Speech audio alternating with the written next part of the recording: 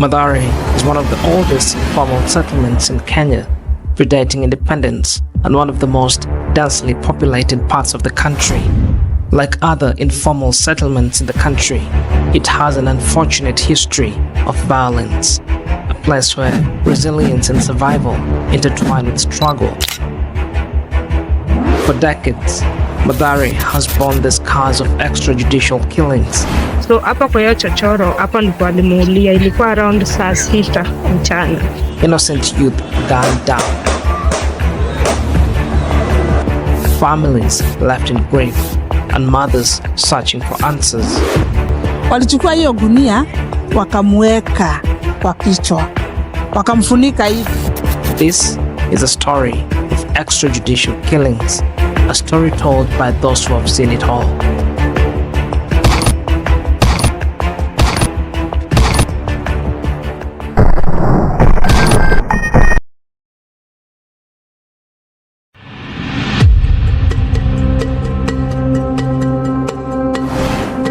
Mathare constituency, located just a few kilometers from Nairobi's central business district, is one of 158 informal urban settlements in the capital. However, it stands out as the most heavily targeted by state violence. The residents, particularly its youth, have borne the brunt of systemic oppression, including police brutality and extrajudicial killings that have turned their daily lives into a struggle for survival. Extrajudicial killings by the police are common. According to Mathare Social Justice Centre, between 2013 and 2018, the police killed more than 800 young people in Mathare. Between 2015 and 2016, Mathare Social Justice Centre documented at least 84 killings by the police in the settlement, down from a high of 126 the previous year, which makes Mathare the site of the highest concentration of killings in Kenya. These numbers were recorded before the 2017 election violence, in which many more died. Kennedy Chinde believes that the only reason why the numbers were going down between 2015 and 2016 was because for the very first time, someone was really watching and counting the dead. In 2014 and 2015, after joining hands with other comrades, we formed Mathare Social Justice Centre, and we started documenting cases of extrajudicial killings in Mathare. And there was so much rampant because in a week you could find that 20 young guys were losing their lives through extrajudicial execution. And the media were reporting what they were being told by the state operators. The center's first widely recognized publication, Who is Next?, was the result of this exercise. The center highlighted particular accounts of extrajudicial executions in Mathare and provided aggregate figures in the report. After starting documenting them in 2015, we came to launch the report of Who is Next? And the person who was so much in it and who was doing much of the executions was the police killer cop called Ahmed Rashid. He had killed so many people, so many young guys, and we had already documented about 158 cases of his executions. The Who is Next report by the Mathare Social Justice Centre implicates Ahmed Rashid, a former police officer at Pangani Police Station. He was a key figure in the controversial Pangani 6 squad. Some of our sources were able to identify some of the members of the squad. They included Ahmed Rashid, Kisi, Blaki, Baraza, Washira, and Kip. Rashid is accused of leading the killer unit linked to the deaths of numerous youths in Mathare slums, raising serious questions about his role and accountability. An inside source revealed to us that the Pangani 6 group is splitting, with each member reportedly establishing their own independent killing squad. In 2017, he did so much executions in all over Mathare. In Oraka constituency, that's the other side of Mathare constituency, he did so many killings. According to Mathare Social Justice Centre, Ahmed Rashid was accused of being responsible for the murders of at least 43 people in Mathare between 2013 and 2018. The Who's Next report's cover features a still from a widely circulated video showing Ahmed Rashid, a local figure notorious for targeting young men suspected of crimes, fatally shooting 2 men in the head in broad daylight. The incident, witnessed by a large crowd in Islay, sparked widespread outrage. Rashid, first of all, is the face of extrajudicial killings in Mathare. He's really terrorized this community. He's killed over 100 youths, which we have documented, killed by Rashid. So for him to shoot in Islay under the glaring eyes of the Kenyan public, like no concern, and these guys had surrendered. They had their hands up. So for him to shoot with such disregard for whatever anyone is gonna think, for the law, for humanity, for even these people's rights, like to take a life like that, it's something that he had been used to. It's something that he'd always done, and it was the normalization of that we were rejecting by putting him on the cover, that this is unacceptable in our country.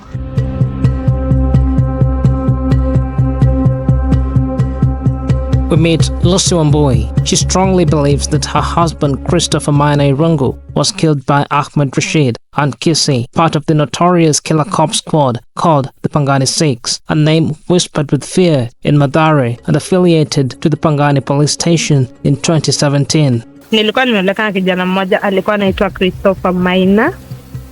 Bahati mbaya 2017 alikuwa picked from hapa na mapolisi wawili. Mmoja alikuwa anaitwa Ahmed Rashid, mwingine alikuwa anaitwa Mkisi.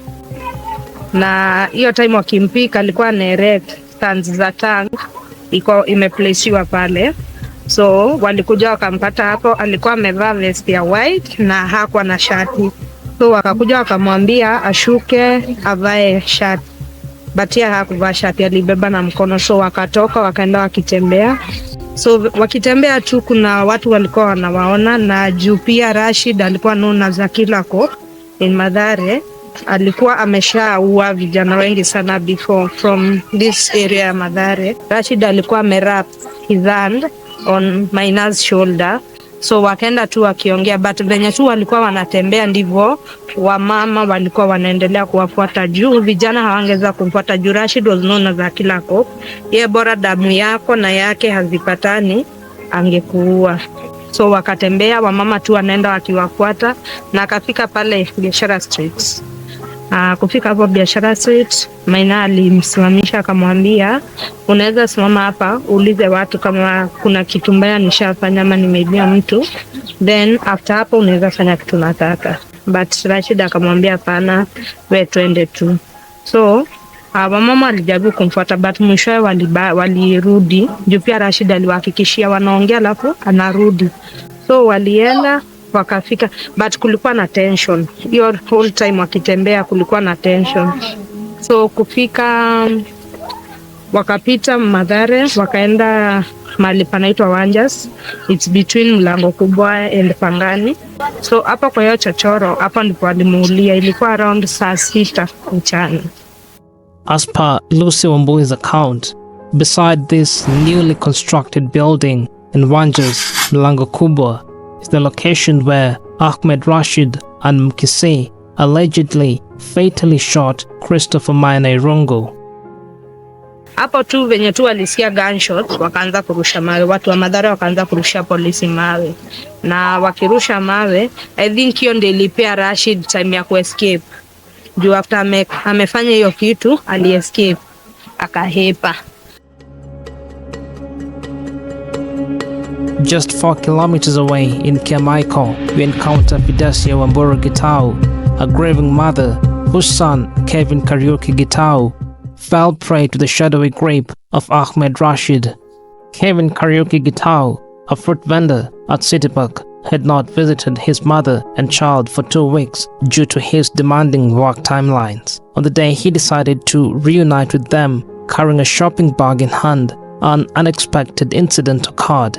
As he crossed the road near Amana filling station, a motorbike suddenly appeared, cutting him off from the front at St. Teresa's Girls Secondary School.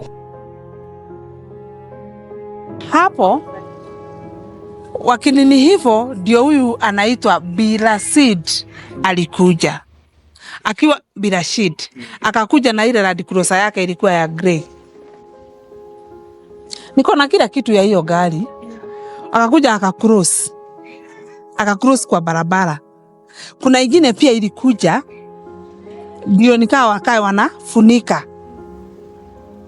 Sasa wakafunga barabara. Rashid akatoka. Kutoka ati alicheka akasema tuko na wewe sasa. Kushuka gari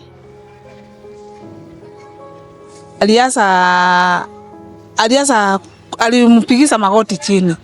Kumpigiza magoti chini hapo kwa hiyo mtaro nikaa mtoto wa chukura. Walichukua gunia isa chukura. Mtoto wangu alikufa kifo mbaya sana. Walichukua hiyo gunia wakamweka kwa kichwa. Wakamfunika hivi. Na sasa hiyo gunia iko na maji, inanuka, unaijua usijua Sasa hiyo ameinuliwa miguu chini, mikono chini. Sasa kumpiga hizi kama ameinua chini, anaendelea tu. Kurudi hapo ndio akakuja akampiga hapa moja ya kifua risasi. Akakuja tena akampiga zingine 3 hapa. Mtoto wangu alienda hivyo, na hata saa hii sijapata haki kutoka kotini. Fidesia Wamburu Gitau revealed the number plate of one of the Land Cruisers allegedly used by Officer Rashid during the incident. According to Wamburu, the vehicle, a grey Land Cruiser, bore the registration number KBV 185R. Upon conducting a search on the NTSA portal, discrepancies emerged. The registration number KBV 185R is linked to a Toyota Towner station wagon and not a Land Cruiser. This is a Toyota Land Cruiser, a vehicle model which was used in the scene of the incident that bears the number plate KBV 185R. And this is the Toyota Town A station wagon, the vehicle model in which the registration KBV 185R belongs to as per the NTSA registration documentation. This discrepancy suggests that the Land Cruiser at the crime scene was using a counterfeit number plate linked to a different vehicle. Further investigations revealed that the vehicle is registered to an individual named Aiden Jasso. Attempts to identify Aiden Jasso through online searches yielded multiple results, complicating efforts to establish a direct connection. Christopher Minor and Kevin Gitau are just a few examples of lives lost through extrajudicial execution means. But one may wonder, what are the striking similarities in their deaths? The patterns of these killings are clearly laid out in the Who's Next report, where 3 autopsy reports and 2 death certificates of the victims of extrajudicial killings in Mathare show how they occurred. The average age of the victims is approximately 20 and are mostly men. Most are shot at close range or in the back, as in the case of Christopher Maina Irungu. Some cases involve mistaken identity, while in others, the evidence is fabricated on the victims, such as Christopher Minor, where the police claim he had a homemade gun capable of firing 4 rounds. In addition, most victims are shot with low-caliber weapons like pistols, as of the cases of Christopher Minor and Kevin Karaoke Gitau. Like when you see 6 thugs shot by police, you're like, they're thugs, they should be shot. But we, from this community, actually know these people. Some I have played with when I was a young girl because I've been brought up in this community. Some I know dearly. Some are stray bullets. Some are mistaken identities. And we wanted to put a face to this number. We wanted the world to know and the country to know that this is so-and-so. He was a father. He was somebody's son. He was a lover. He was a community member. And these killings affect the community in this way. After that launching of that report is when Ahmed Rashid, the killer cop, came after me because I was reporting the wrongdoings, what he was doing against the youths of Mathare. I had to go into exile for exactly 2 years because of him. And after going to exile, I came back again and then started again reporting and documenting the cases which he was doing, the execution. The National Police Service Act 2014 explicitly prohibits extrajudicial use of force by officers, mandating strict adherence to lawful, necessary, and proportional force. The sixth schedule, which outlines conditions for using force, emphasizes de-escalation and proportionality. Section 95 outlaws torture and cruel, inhuman or degrading treatment. Additionally, Section 49, paragraph 13, criminalizes abuse of police powers, guaranteeing redress for victims. These provisions underscore legal mechanisms aimed at curbing excesses, holding rogue officers accountable. Nasema Rashid alikuwa the untouchable cop. Juu kuna kesi nilikuwa nafuatilia, kuna kijana aliwanga hapa, alimtoanga kwa nyumba akamwambia afunge bedsheet na akampiga risasi tu hapo. So tulijaribu kufuatilia hiyo kesi Pangani, na tulipoenda Pangani OCS alisema mimi Rashid si wa station yangu, though sisi tulikuwa tunajua he's from Pangani. Akasema mimi Rashid si wa station yangu, na kitu mnaniambia juu mnataka kurecord statement siwezi. Rashid kuna mwenye amemsimamia na hakurecord hiyo statement. Baadaye kutoka hapo nje, hiyo time OC crime alitoka akatuambia huyu atamshinda mkimleta huku ni kazi ya bure mnafanya. Kila mtu kwa hii station anamuogopa, hata OCPD. Juu yeye taking orders from us, ana take orders from above. We sent a series of questions to the OCPD of Starehe Sub-County in charge of Pangani Police Station, Mr. Mariah. By the time of the publication of this story, there was no response. We then decided to contact the former OCPD, Starehe Sub-County, in charge of Pangani Police Station, Mr. Fred Abuga. He notified us that Officer Rashid is not active in service, and neither is the Pangani 6. He, however, declined to give us a one-on-one interview. Jusi alikuwa isiri ya juu, na ni kama hakuna kitu anaona amefanya, anaona amefanyia watu. Serikali ni kama imempea hiyo nafasi ya kufanya pia hata kazi. Juu hata saa hiyo akiwa kona kesi hafai kukua na bunduki, alikuwa na bunduki. Na siogopi nikisema hivyo. Bado sisi na gari za polisi bado. Alikuwa hiyo siku Jusi. Alikuwa wakati kulikuwa na msako. Alikuwa na alikuwa na bunduki. Kwa nini ako na bunduki na hayuko kazi? Na inasemekana ati alitoka na boat ya 250k. Kwa nini yako? Kwa hivyo serikali tunaona ni kama wanatuchezea mchezo ya panya na paka. Have things changed since the report? A bit. A bit, but not to the scale that we had envisioned, what we had wanted to see. We wanted to see a total end to police killings in informal settlements, not just in Mathare. Na hapo ndio tukaamua kukua a group, a supporting group yenye tunaweza kuwa tunaongelea issue zenye tunapitia. So hapo ndio tukaform a network of mothers of victims and survivors network yenye iko na both men and women. Kuna wives, kuna sisters and brothers who are the deceased at calls na survivors. Wengine wako hadi kuna wengine bado wako na bullet wounds. Mama Victor was coordinating the Mothers of Victims and Survivors Network.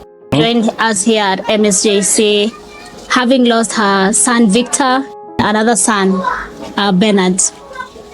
So Mama Victor was actually very active as the coordinator of Mothers of Victims and Survivors Network. She would rally the women to go to court for, if the victim was from Mukuru and they have a court hearing, she would rally all the women to go. Even me, I would always accompany Mama Victor to court. We would go. She was very vocal and focused about creating a support group for women who've lost their sons to police killings in informal settlements, and also attending court solidarity cases. And she was excellent in doing that. Ilikuwa ni wakati wa election 2017. Kulikuwa na rapsha hapo number 10, panaitwa number 10. So watoto wake walikuwa huko. Walienda huko ni vile unaweza enda kuangalia. So Mama Victor wakati huo by then alikuwa anafanya kazi Isili. Aliporudi akasikia kuwa watu wameuliwa. Pasipo kujua ni kina nani wameuliwa. Akasema yeye pia afike ashuhudie ni nini kimetokea. Alipofika pale kwanza alikutana na Bernard. Bernard alikuwa amepigwa nini? Kichwa. Na bullet ya kichwa. Naye kusonga mbele kidogo akakutana na Victor. Victor naye mara zote zilitoka nje. Ilikuwa ni huzuni pia kwa kupoteza watoto wawili kwa wakati mmoja na kwa mkono wa polisi, na polisi ndio wanafaa kuwa wanalinda binadamu na ndio wanawaua kiunyama kiasi hicho.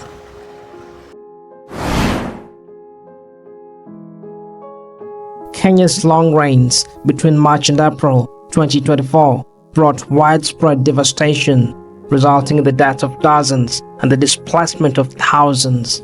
Among the victims was Mama Victor, who tragically lost her life on the night of April 24, 2024, when a torrent of floodwaters swept through Mathare, leaving a trail of destruction and sorrow in its wake. Mama Victor and Jacinta, both members of the Mothers Network of Victims and Survivors of Police Brutality, lost their lives on that fateful night. On the day that Mama Victor died, she was actually expected at a gathering for missing voices. And everybody noticed that Mama Victor did not come, and she would usually not miss this kind of gatherings. It was then that people went on a search for Mama Victor. Once akukuta, the first body walipata ni mtoto wa Luma. The second body was Jacinta. The third body was Mama Victor. Yeah. And unfortunately, I was there as Mama Victor was being picked from the Mathare River dead. Poverty killed her. And she did not die alone. She was actually with family. She was with neighbors who took shelter in her house because it was a story building in the midst of shanties. Here stood Mama Victor's home before it was destroyed. A video recording shared by Beryl captures the devastation wrought by the raging floods on the night of April 24, 2024.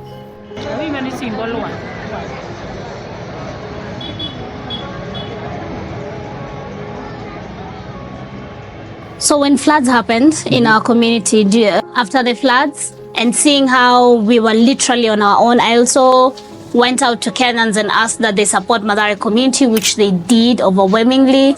I think the Kenyan people have always come together in times of crisis in a way that is overwhelmingly beautiful.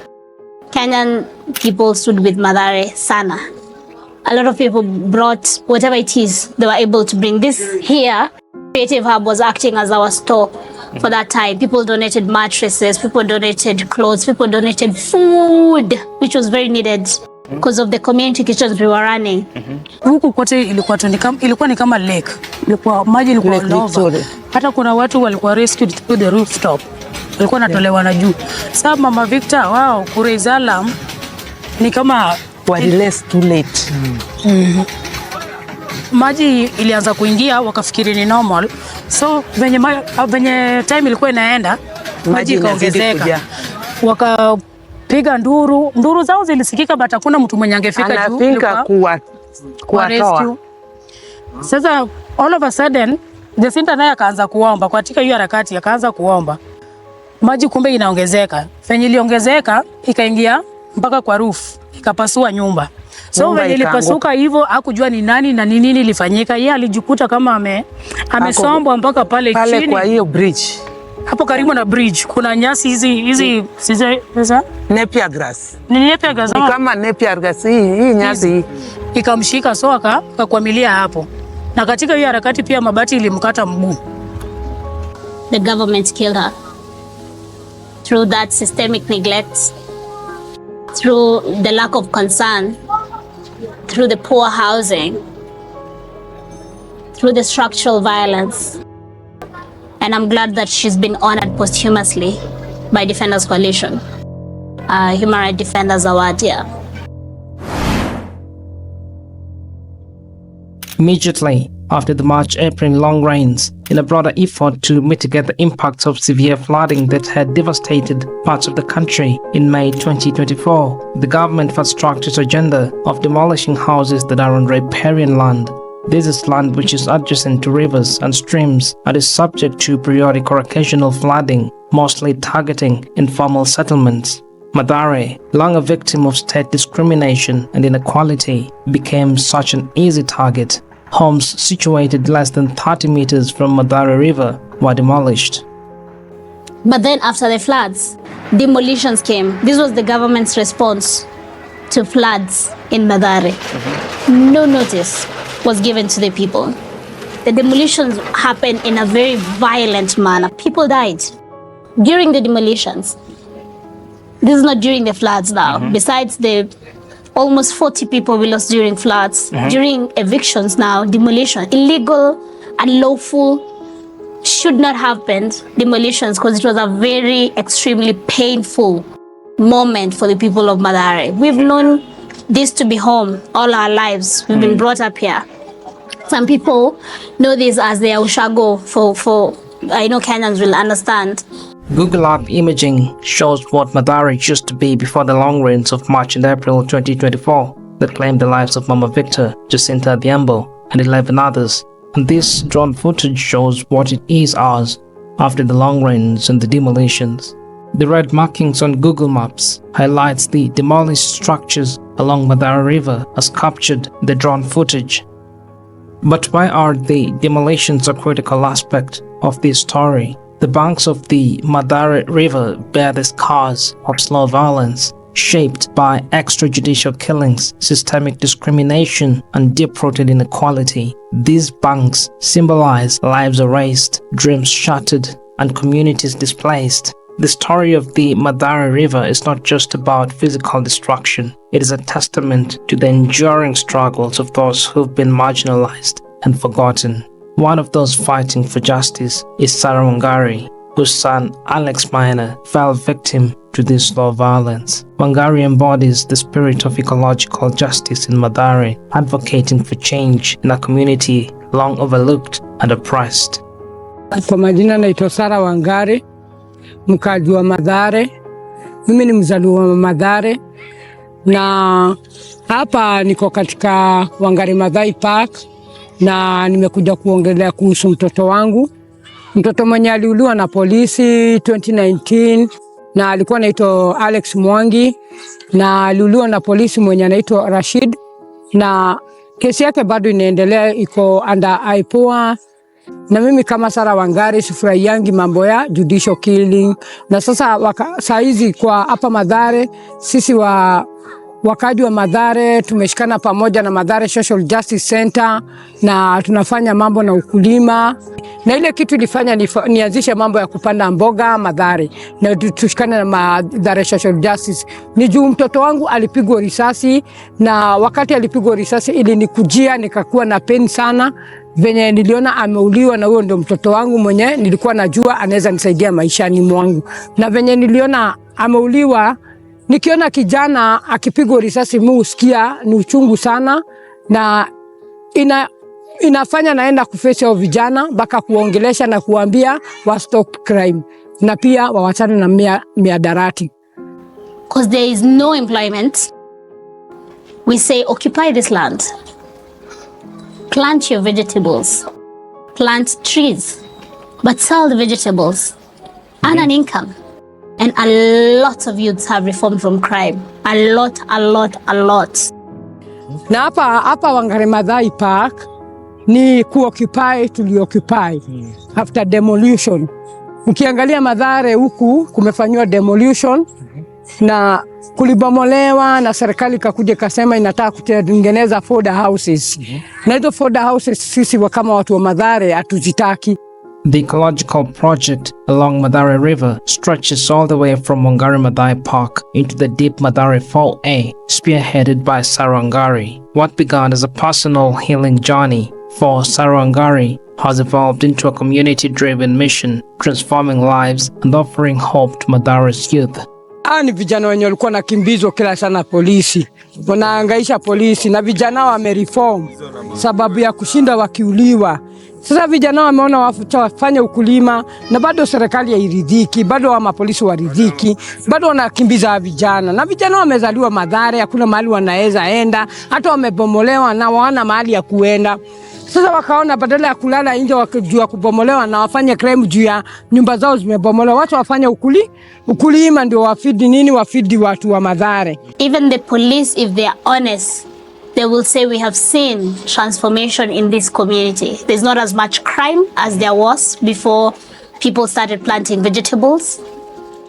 The young men are busy because they are in the gardens every day. You wake up, you're in the farm. You don't have time to go and wait to snatch somebody's phone. Sasa kama huku wenyewe si kama vijana tuliamua kuamua pande ya kujitoka crime, lakini bado gava bado inatupiga vita. Si kama vijana bado tumekasirika. Mtu kama mimi nilikuwa na nyumba hapa, bado gava bado hapo pale nimeweka nyumba yangu ilibomolewa hapo, bado nimeweka vitu kama mboga yenyewe nipate kitu yenye siwezi kosa kukula jioni, ama naweza uza bado nipate riziki yangu, lakini bado gava inakuja bado inanifuruga, bado sina mahali pa kuenda. Yani hapo ndio ilikuwa wazazi wangu bado walikuwa naishi hapo, walienda nyumbani. Yani mimi niko hivyo, lakini bado gava wanatumia watu wengine bado kando. Gava bado inalipa watu, wanatumiwa kando, wanakuja wanatusumbua si kama vijana huku chini. Mimi nilipotezanga ndugu yangu alikuwa nitangwa kombora. Baraza ndio alimuua na akamwekelea hadi bunduki hapo kando. Akasema ati alikuwa mwizi, alikuwa amejipanga kila kitu, lakini ilikuwa ni uongo. Alimuulia pale Air Force hapo mbele ya shela hapo kando. Alimuua bure rafiki yangu. Na mimi ni reformist. Mimi si mwizi. Sisi tulishaamua kureform, wenye tunatuona hivi si wote. Si ni reformist. But this doesn't come without pushback. The Ecological Justice Mission by Mathare Social Justice Centre, dubbed Occupy, has faced numerous opposition from police, especially those linked to Mathare Police Station and Huruma Police Station. Tunaenda kurudisha hizi miti na tumwagilie maji na kipande.